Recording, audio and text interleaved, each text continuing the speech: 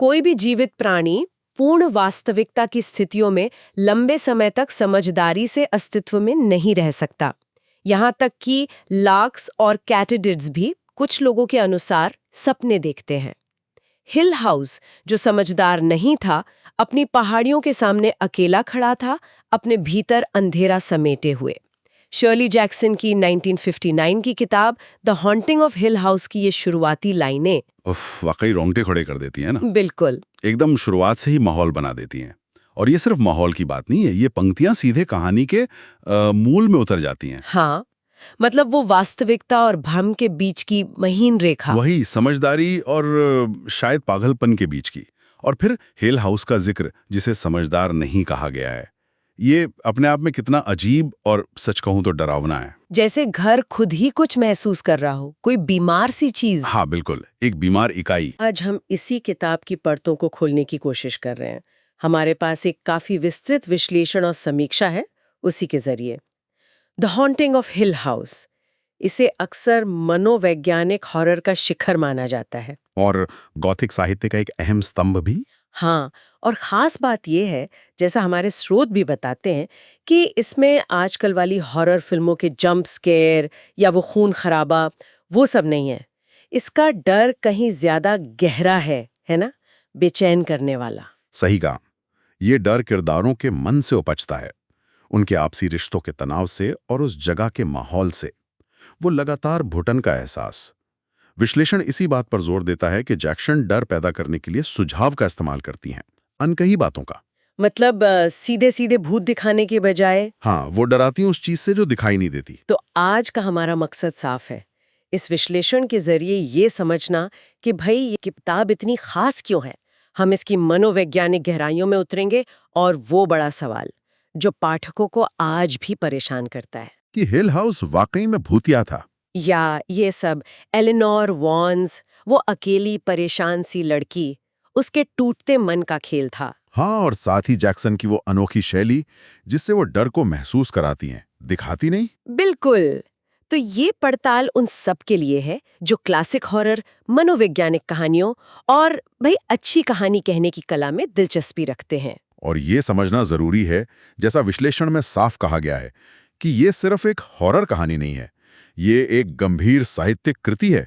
इसने बाद के लगभग हर बड़े हॉरर लेखक पर अपनी छाप छोड़ी है, स्टीफन किंग जैसे लेखक भी। हाँ, स्टीवन किंग ने तो काफी तारीफ की है इसके। बिल्कुल, वो इसके प्रभाव को मानते हैं। तो चलिए उसी सवाल से शुरू करते हैं जिसके इर्द गिर्द ये पूरी कहानी और इसका विश्लेषण घूमता है। हिल हाउस, क्या वो वाकई एक प्रेतवादित जगह थी या एक मानसिक टूटन का कैनवस? विश्लेषण क्या कहता है इस बारे में? देखिए, विश्लेषण की सबसे दिलचस्प बात शायद यही है कि जैक्सन जानबूझकर इस सवाल का कोई सीधा जवाब नहीं देती। यही उनकी कला है।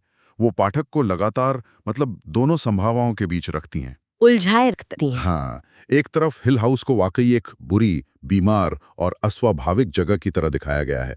उसका इतिहास वो भी त्रासदियों से भरा है। हाँ, उसकी बनावट अजीब है। हाँ, वो कौन सीधे नहीं है, दरवाजे अपने आप बंद हो जाते हैं, ये सब। बिल्कुल, ये सब संकेत करते हैं कि घर में कुछ गड़बड़ है, कुछ ऐसा जो हमारी समझ से परे है। हाँ, वो बीमार घर वाला पहलू काफी असरदार है, जैसे घर सिर्फ ईंट पत्थर ना हो बल्कि कोई जीती जागती बुरी शक्ति हो।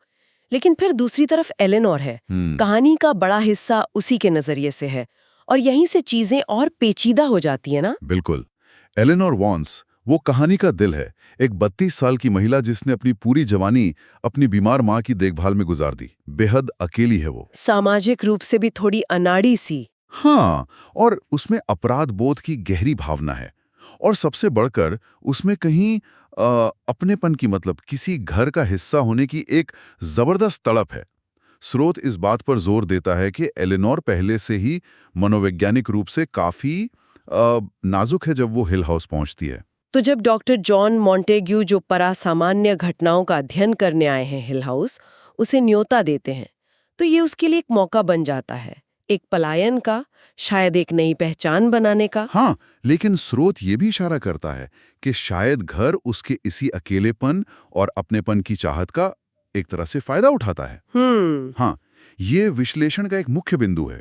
घर एलेनोर को सिर्फ डराता नहीं है, बल्कि उसे अपनी ओर खींचता है, उसे आप कह सकते हैं फुसलाता है। अच्छा, कैसे?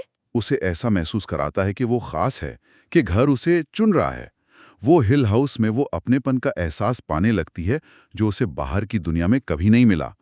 और फिर वो दीवारों पर खड़िया से लिखा मिलता है। हाँ, help Eleanor come home, Eleanor के घर आने में मदद करो। यहीं पर तो पाठक एकदम उलझ जाता है। सही कहा। क्या ये वाकई घर की कोई शक्ति है जो एलेनोर से बात कर रही है, या ये एलेनोर के अपने ही मतलब दबे हुए मन की पुकार है? घर लौटना, लेकिन कौन सा घर?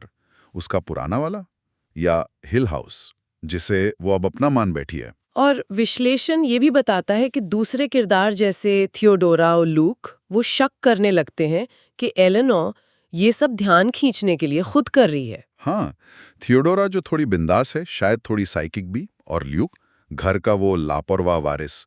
उनके शक और कभी-कभी ताने एलेनोर को और ज्यादा अकेहा कर देते हैं। तो ये किरदारों के बीच का जो मनोवैज्ञानिक तनाव है, वो भी उतना ही डरावना है जितना घर का कथित भूतियापन। जैक्सन ये दिखाती हैं कि इंसानी रिश्ते कितने नाजुक और कभी-कभी क्रूर हो सकते हैं, खासकर जब डल और शक का माहौल हो। अच्छा, ये भी कहा गया है कि हिल हाउस गॉथिक साहित्य का बेहतरीन नमूना है। वो क्या चीजें हैं जो इसे गॉथिक बनाती हैं विश्लेषण के अनुसार? स्रोत इसे कई वजहों से गॉथिक मानता है।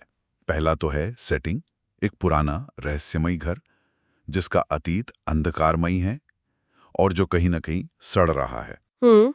दूसरा है माहौल, लगातार बना रहने वाला डर, अनिश्चितता, मनोवैज्ञानिक तनाव।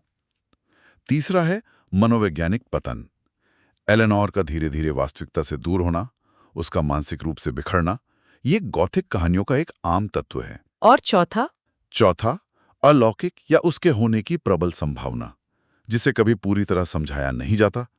और हाँ, हिल हाउस की वो अजीबोगरीब बनावट भी, वो कोण जो सही नहीं लगते, वो डिजाइन जो असहज करता है, ये सब उस गॉथिक एहसास को बढ़ाता है। ये दिलचस्प है कि आर्किटेक्चर भी माहौल बनाने में भूमिका निभाता है। अच्छा, अब जैक्सन की शैली की बात करते हैं। स्रोत कहता है कि वो दिखाती कम, सुझाती ज्यादा है। ये डर पैदा करने में कैसे काम करता है? यह जैक्सन की शैली का सबसे शक्तिशाली पहलू है, जैसा विश्लेषण में उभारा गया है। असली डर उन चीजों से पैदा होता है जिन्हें हम देखते नहीं, सिर्फ महसूस करते हैं या जिनकी आहट सुनते हैं। जैक्सन क्या करती हैं? वो पाठक की कल्पना को काम पर लगा देती हैं। जैसे? मिसाल के तौर पर, रात में दरवाजों पर वो जोर जोर की दस्तक, या दीवारों के भीतर से आती वो भयानक आवाजें, बूम बूम, जिन्हें किरदार अपनी हड्डियों तक में महसूस करते हैं। हम कभी नहीं देखते कि ये कौन कर रहा है या क्या कर रहा है। हाँ, और वो अचानक महसूस होने वाले बर्फीले ठंडे स्थान या दरवाजों का अपने आप बंद हो जाना, और वो लगातार महसूस होने वाला एहसास कि कोई देख रहा है। बिल्कुल।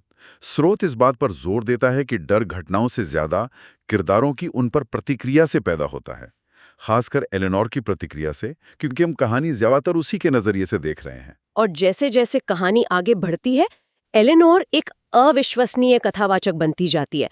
मतलब हम उस पर पूरी तरह भरोसा नहीं कर सकते। हाँ बिल्कुल, पाठक के लिए ये तय करना मुश्किल हो जाता है कि उसकी कौन सी धारणाएं सच हैं और कौन सी उसके टूटते हुए मन की उपज। उसकी कल्पनाएं और असलियत वो एक दूसरे में घुलने लगती हैं।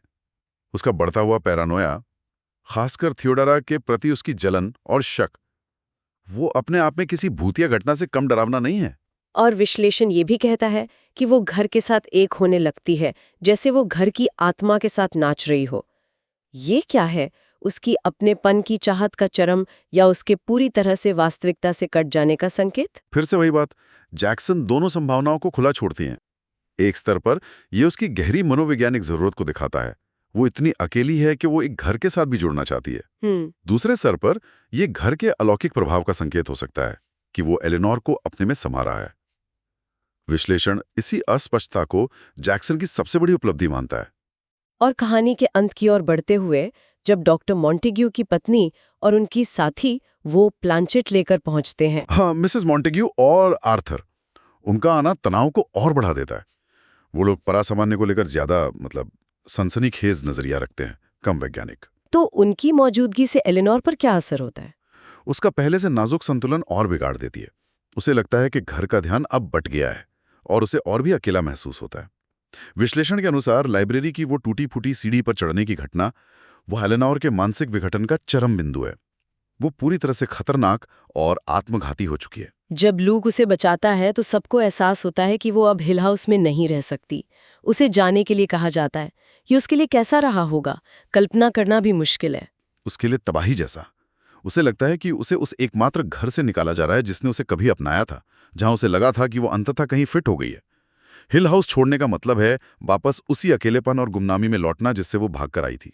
विश्लेषण इस क्षण को बेहद दुखद और मार्मिक बताता है। तो मैं क्यों जा रही हूँ? और फिर वो जानबूझकर कार को उस बड़े ओक के पेड़ से टकरा देती है। स्रोत इस अंत को कैसे देखता है? स्रोत इसे एलेनोर की अंतिम विनाशकारी घर वापसी के रूप में देखता है।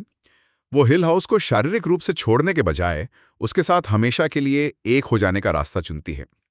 ये बेहद दुखद अंत है, दिखाता है कि अपनेपन की तलाश और अकेलेपन का डर इंसान को किस हद तक ले जा सकता है। और किताब का अंत उन्हीं शुरुआती पंक्तियों से होता है। बस एक छोटा सा बदलाव है आखिर में। हाँ, और जो कुछ भी वहां चलता था, अकेला चलता था। ये अकेला शब्द अब एलेनोर के भाग्य से जुड़ जाता है। उफ। तो अगर हम इस पूरी चर्चा और विश्लेषण को समेटें तो मुख्य बातें क्या निकल कर आती हैं? पहली तो ये कि ये मनोवैज्ञानिक हॉरर का एक क्लासिक उदाहरण है।